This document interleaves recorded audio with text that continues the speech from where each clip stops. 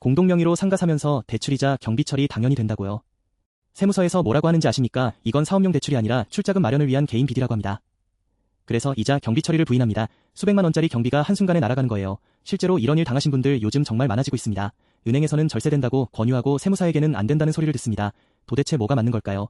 오늘 이 구조를 정확히 짚어드리겠습니다. 얘 같은 대출이자인데 경비가 되기도 하고 안 되기도 하는지, 동업계약서를 어떻게 써야 사전에 방어할 수 있는지까지 빠짐없이 알려드리겠습니다. 공동사업자가 상가를 사면서 대출을 받는 건 아주 흔한 일입니다.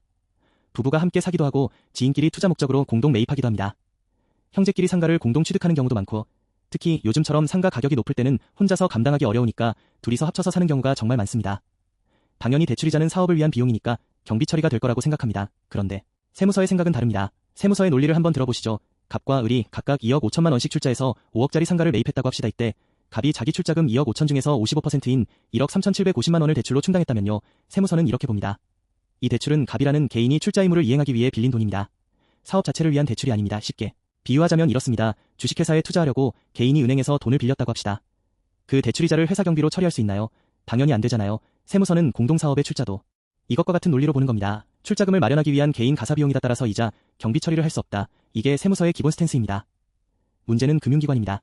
은행이나 금융사에서는 대출한도나 절세 효과를 강조하면서 대출을 적극적으로 권유합니다.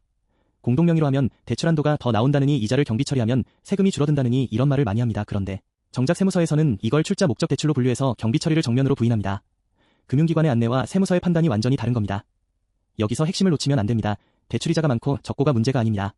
대출금리가 높고 낮고도 문제가 아닙니다. 그 대출금이 어디에 쓰였느냐가 전부입니다. 사업을 위해 빌린 건지 출자금을 마련하기 위해 빌린 건지 이 한 가지 기준이 운명을 가릅니다. 실제로 연간 대출이자가 500만 원이라고 가정해 보십시오. 이게 경비로 인정되면 종합소득세가 수백만 원 줄어듭니다. 반대로 불인정되면 그 세금을 고스란히 내야 하는 거예요. 금액이 클수록 차이가 어마어마합니다. 그러면 법적 근거가 뭔지 정확히 짚어보겠습니다.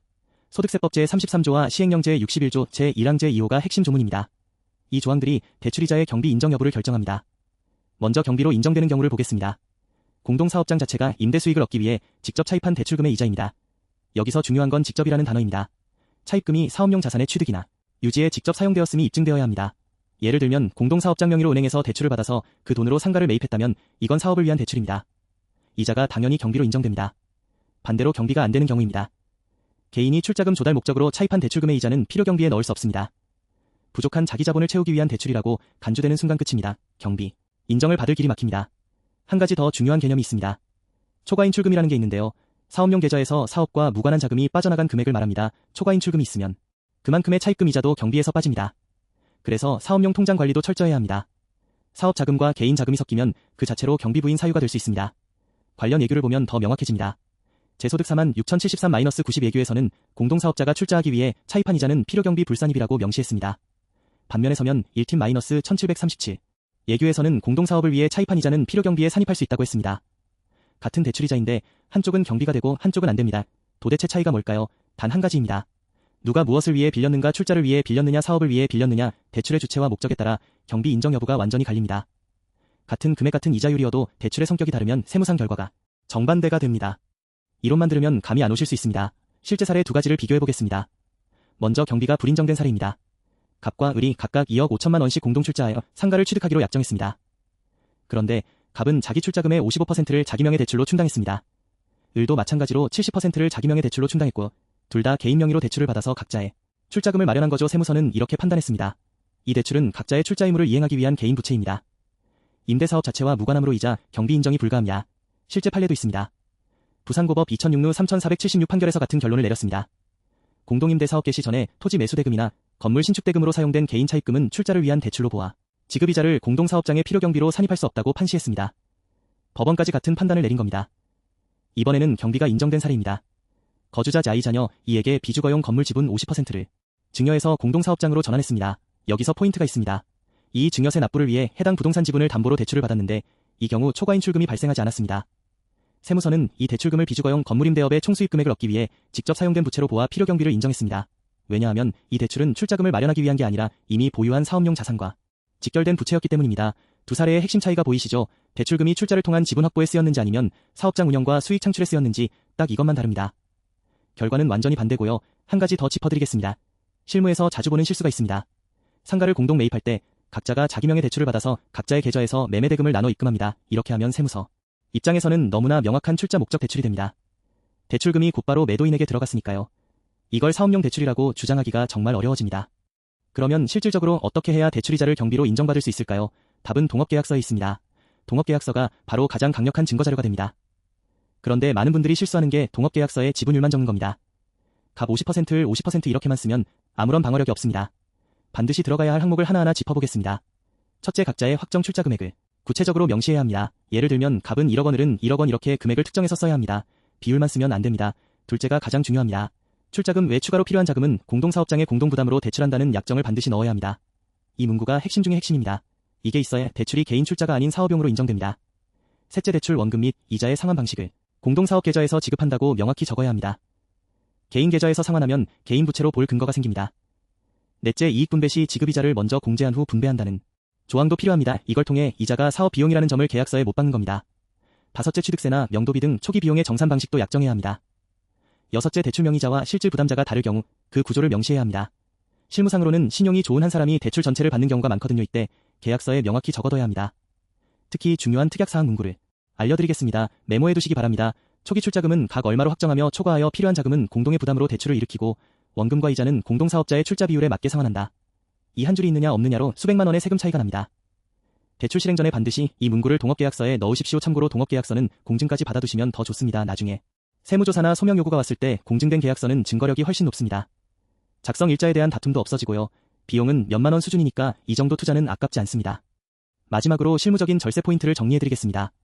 첫 번째 절세 포인트입니다. 장부 작성은 선택이 아니라 필수입니다. 추계 방식 즉 기준 경비율 같은 걸로 대충 신고하시면 출자금과 차입금의 구분 자체가 불가능합니다. 구분이 안 되면 입증도 안 됩니다. 반드시 간편장부나 복식부기를 작성하셔서 재무상태표에 출자금과 차입금을 구분하고 손익계산서에 지급이자를 명확히 계상해야 합니다. 장부가 없으면 세무서 앞에서 할 말이 없어집니다. 입증 책임은 납세자에게 있기 때문입니다. 간편장부라도 반드시 써야 합니다. 복식부기가 부담스러우시면 간편장부라도 꼭 작성하세요. 국세청 홈택스에서 무료로 제공하는 간편장부 프로그램도 있습니다. 중요한 건 출자금과 차입금이 재무상태표에 구분되어 있어야 한다는 겁니다. 이 구분이 없으면 아무리 동업계약서가 완벽해도 실제 장부에 근거가 없어서 경비 인정을 못 받을 수 있습니다.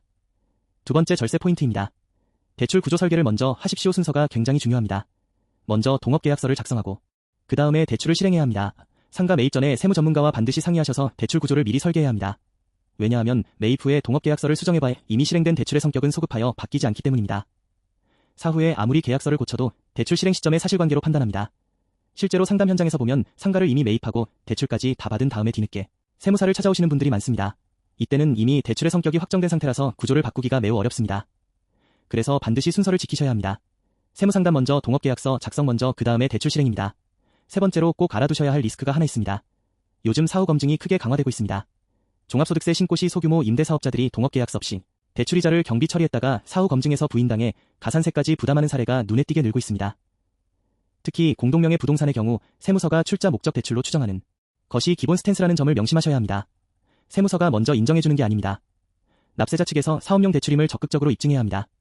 동업계약서, 장부 통장거래 내역 이런 증빙을 미리 갖춰두셔야 경비 처리를 지킬 수 있습니다. 특히 통장거래 내역이 중요합니다. 대출금이 공동사업 계좌로 들어갔는지 개인 계좌를 거쳐갔는지 이 자금 흐름이 명확해야 합니다. 세무서는 통장거래를 하나하나 추적합니다. 자금의 출처와 사용처가 깔끔하게 정리되면 사업용 대출이라는 주장에 힘이 실립니다. 반대로 자금이 이리저리 섞여 있으면 출자용 대출로 의심받을 빌미를 주는 겁니다. 오늘 내용을 정리하겠습니다. 공동명의 상가 대출이자가 경비 처리되느냐 안 되느냐는 대출의 성격에 달려 있습니다. 출자금 마련 목적이면 경비 불인정 사업 운영 목적이면 경비 인정 이걸 입증하는 가장 강력한 무기가 동업계약서입니다. 상가를 공동명의로 취득하실 계획이라면 매입 계약 전에 동업계약서의 대출 관련 조항부터 세무사와 함께 확정하시기 바랍니다. 이미 대출을 실행하신 경우라도 장부 정비와 증빙 확보를 통해 방어할 수 있는 여지가 있습니다. 종합소득세 신고 전에 반드시 전문가 상담을 받으십시오. 동업계약서 한 장이 수백만 원의 경비 처리를 살립니다. 대출 전에 계약서부터 작성하십시오.